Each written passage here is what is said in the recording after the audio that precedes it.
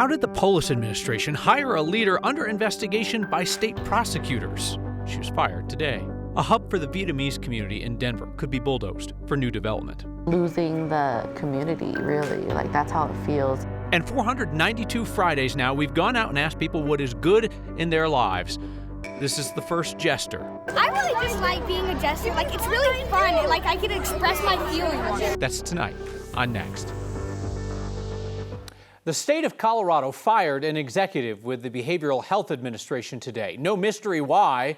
Prosecutors say she stole nearly $100,000 from her last job. The mystery is how Lindsay Salas ever got hired by the Polis administration while she was actively under investigation by the state attorney general's office. Our Marshall Zellinger is looking into it. The state's Behavioral Health Administration, BHA, which is based in this Glendale complex, just fired one of its high-paid leaders. Lindsay Salas was hired in November for a leadership job that paid $188,000. She was hired while the Attorney General's office was investigating her for stealing at her previous job at a nonprofit, CASA of Adams and Broomfield counties. A donor to CASA agreed to pay for Salas's master's degree tuition at DU. Salas is accused of a scheme that led to her stealing $99,000 from that donor. According to the complaint from the Attorney General's office, Salas stole from the donor by having the donor overpay her tuition or pay when there was no balance. And when DU saw a surplus in Salas's account, the school would refund the money directly to Salas. Salas was on leave at the nonprofit when it conducted an internal investigation about the tuition money, and she resigned before that investigation was complete. When she applied for the state job, Salas checked the box for the state to not contact her previous employer. She wrote in her application her reason for leaving CASA was to focus on next leadership opportunity. The current executive director of CASA tells me if the state had reached out, she would not have been able to say anything about the internal investigation, but would have said Salas was not eligible for rehire. What about the state investigating a state employee? The Attorney General's office tells me it is an independent department. Its investigations are confidential, and it is not our practice to inform employers if an employee is subject of an investigation. As part of the Attorney General's office investigation, Salas has agreed to pay back $66,000. I asked why not the full $99,000, and I was told the amount is agreed upon based on a person's ability to pay, though if she misses any payment deadlines, she'll owe more, $125,000.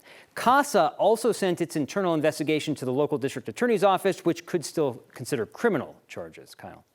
So it's been a while since I've been job hunting.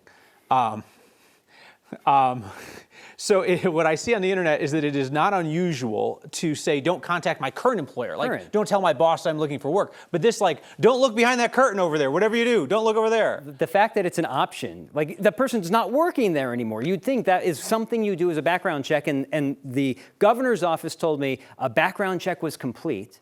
And I said, well, was her current employer or her previous employer contacted? And the answer was, oh, it was a criminal background check. Oh. Well, keep hitting refresh, guys. All right, Marshall Zellinger, thank you. Colorado's Republican Party is at war with itself. A far-right faction of the party wants to shut unaffiliated voters out of the primaries this June. Now Colorado's 4 Republicans in Congress are trying to stop it. Representatives Lauren Boebert, Gabe Evans, Jeff Hurd, and Jeff Crank are asking a federal judge to let them intervene against the Colorado Republican Party's efforts to close the primaries.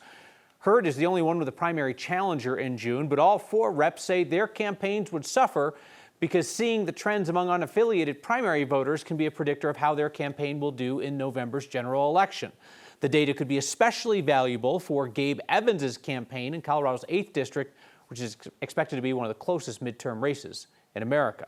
This issue has divided the Colorado Republican Party for years. It really came to a head last month when a federal court rolled back some of the requirements for political parties to opt out of the state's open primaries.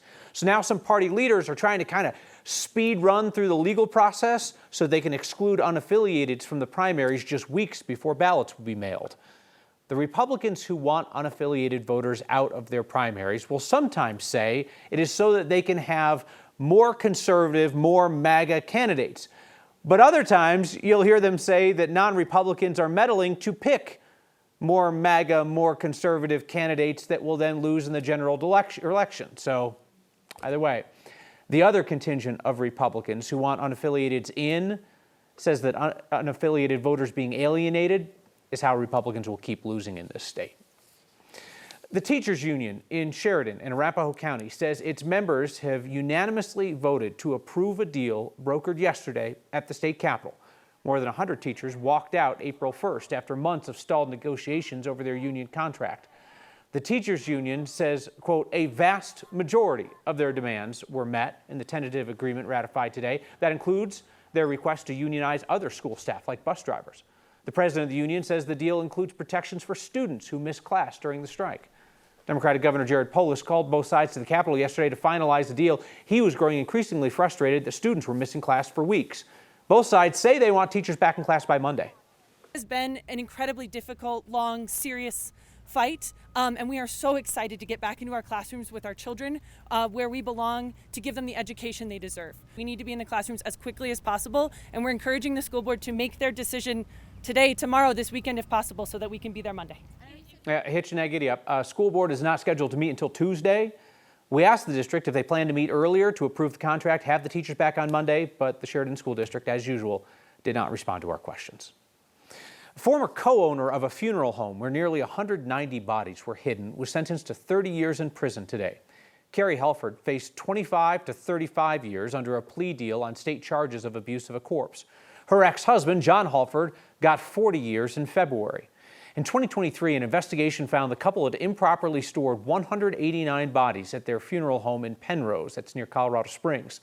The Halfords would trick grieving families by sending them fake ashes.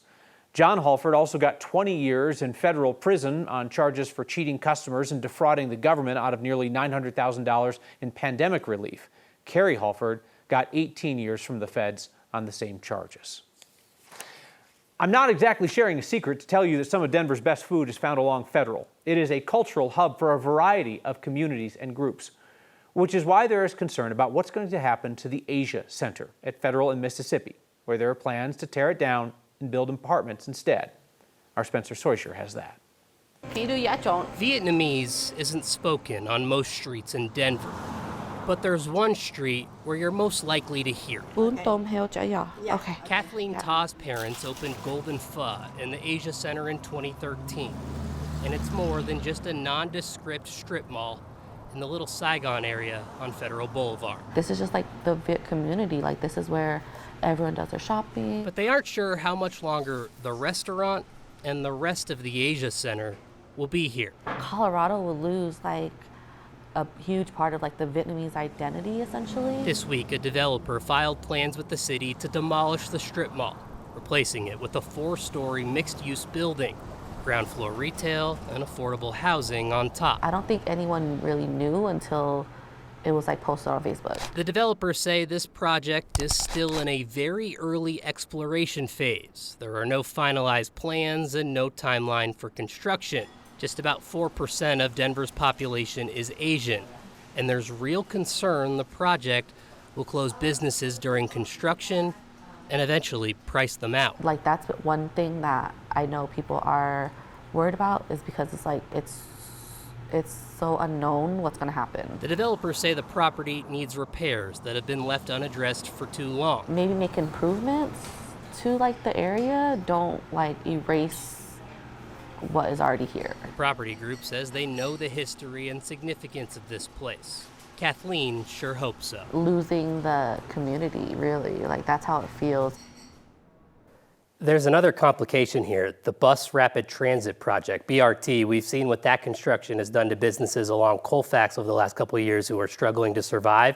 Construction for BRT on Federal is supposed to start next year and go through 2029, Kyle. Man, so businesses know that they're going to be in for a hard time no matter what there. It just always comes down to the fundamental question, right? Denver's a great place to live. More people want to live here, so you want to build more housing, but then how do you put in the housing without tearing out the things that make it a great place to live? Right, you got that balancing act right there, and obviously Federal, one of the best parts of Denver. For Be sure. ashamed to see something go away, but obviously housing needed as well. A unique part of Denver, right? Yep. Right, a unique part. All right, Spencer Soysher, thank you. Colorado's beautiful San Luis Valley has economic challenges, and a big one these days is the lack of childcare. 80% of kids in the valley don't have access to licensed early care. It's a huge problem, but the community's been working on a huge solution, and we can be a part of it. This week's Word of Thanks microgiving campaign supports the Boys and Girls Clubs of the San Luis Valley. They're putting the finishing touches on this enormous early care and learning center. The community down there has raised millions of dollars to make this happen, and they are so close to their fundraising goal and finishing that building. And it is going to be such an asset to the community. A licensed nonprofit daycare for more than 150 kids, plus a workforce training hub for rural educators and caregivers. That's in partnership with the local college and the school districts. And there will also be support at that same building for families struggling with hunger or trauma. This means that parents who didn't have reliable childcare will now be able to go to work or to school and help the local economy and their own economic fortunes. Kids will enter kindergarten better prepared to learn, and this will create jobs in a rural area that really needs them. But above all, this is stability for families. Scan the QR code on your screen or text the word THANKS to 303-871-1491. We'll shoot you that link to donate. You know, even $5 helps, because that's how you've raised $18 million in microgiving. 7,500 of you have signed up to make a monthly donation to the Word of Thanks Fund. You put in your info once, pick your donation amount. Each month, your donations automatically split among all the nonprofits we feature. Here in April, there are 5 weekly campaigns, and we expect that those monthly donors will contribute almost $40,000 to each. She spent her life sharing the story of the San Luis Valley. Now, the family of folk artist Josie Lobato wants her story to be known. Well, here it is, new nightmare unlocked. The state is warning about an invasive species of aggressive worms.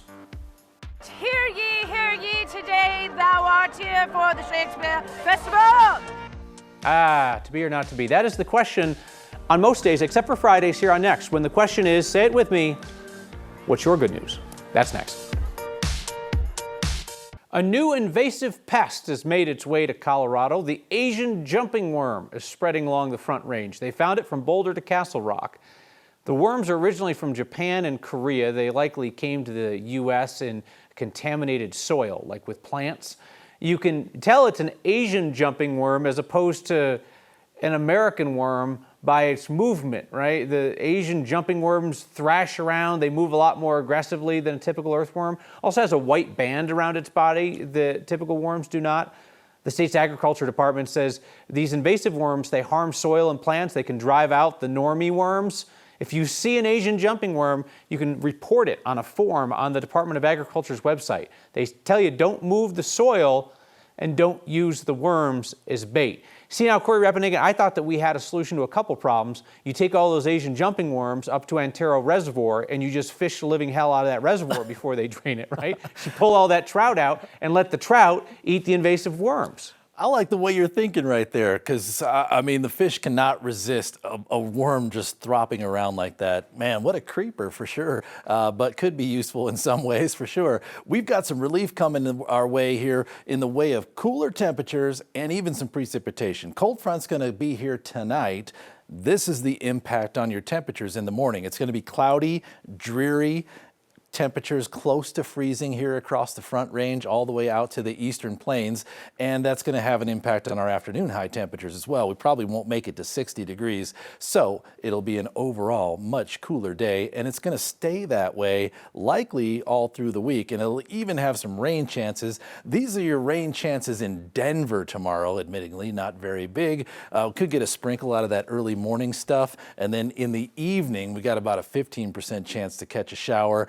Douglas County has a little bit better chance, but overall Saturday is very isolated. Sunday, your morning plans outdoors probably pretty good until about noon. That's when the rain showers show up, and at least we do have rain chances each and every day this week.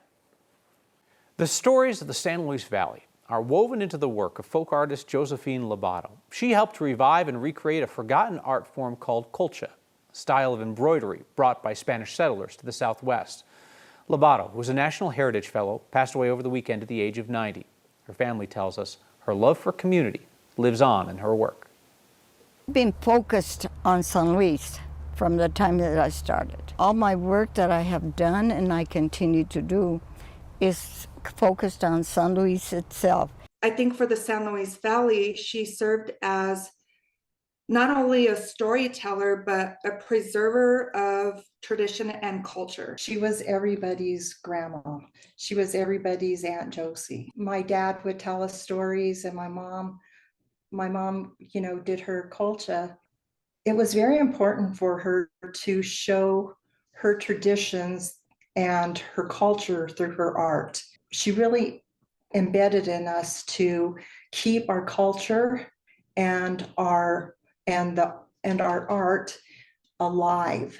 She took an art form. She didn't follow the traditional path of a culture artist. She took it and then she created her memories, and it was more like a diary in a way, where she was just recording everything so she wouldn't lose it. It's life, it's love, it's stories, it's culture, it's family, it's generations, it's ancestors. It's not something that you could ever forget. And it's not something that you could ever mistake for anybody else's work. She put her own stamp on it, and her own stories and her life and her memories and her emotions. And how could you ignore something like that? We have big shoes to fill that I don't think would ever be able to fill, because her shoes were so big for such a little person. As far as we know, she's gone, but the love and support that she gave that entire city and town of Chama and San Luis, it's eternal. Each Friday's Light, our treasure trove we bring of hopeful tales our faithful viewers share. 492 such weeks we sing, this time from Denver's Fest of Bardic Flair. My good news is that hear ye, today thou art here for the Shakespeare Festival. My good news is that downtown is alive and well. The smiles, the joy. Minions! Tonight we steal the moon! My goodness is it's Friday because this is the last day, and then I get to have fun all day. Hear ye today at 10:20. Thou shalt see the Shakespeare parade. My good news is that I really just like being a jester. Like, it's really fun. Like, I can express my feelings. My good news is that all these schools can come and play and have a good time, and that we can all be here to enjoy it.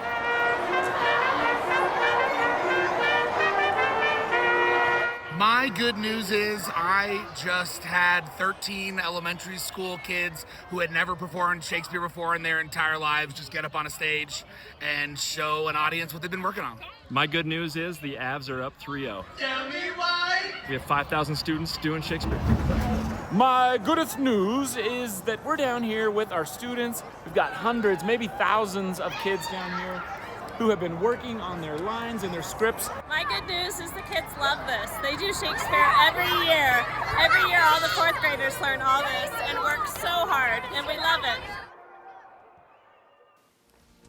His goodeth news, did you hear that, Marilyn? Goodeth, I did hear goodeth. All right. Feedback, goodeth and otherwise, next.